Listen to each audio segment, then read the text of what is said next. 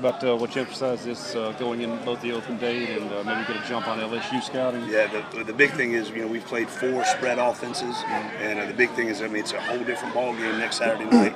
It's it's power, it's ISO, lead zone. They do a great job. They got tremendous skill players, and they've got a huge offensive line that's very physical.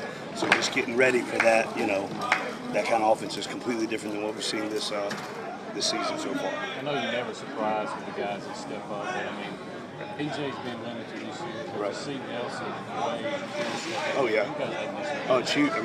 The way that they've played and the way that they've prepared, and I've said it all along about David Turner, a tremendous ball coach, and he's got those young D linemen playing at a very high level.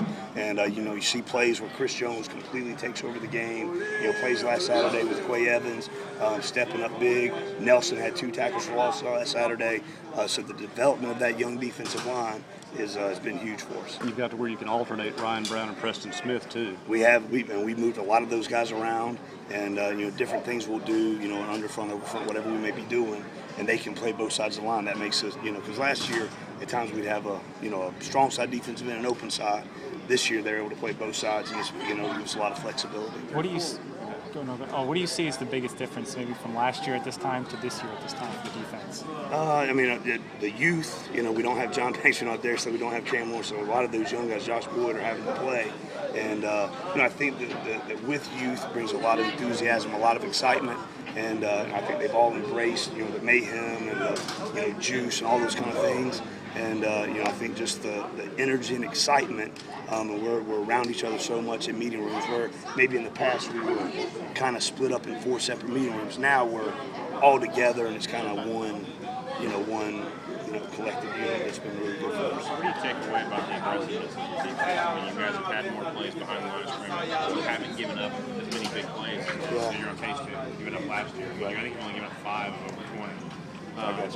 This year, is that that's it. The big thing is just, Coach Townsend, Coach Hughes, want to make sure they're not getting plays behind us, and that's been a big stress for us. And then just, generating pressure, not always with blitzing, but generating pressure with some stunts or some line movements or just by playing hard. And I think that's been really positive for us. Your starting 3 linebackers be just so consistent, but you've had a chance in a couple of games now to really rotate your linebackers and get Richie and Beniquez and Zach a lot more snaps. The last 3 games we've gone almost every other series. Bernardrick, Matt, and Skim will play a series, and then Richie, Zach, and Beniquez will come in and play a series, and there hasn't been a drop-off.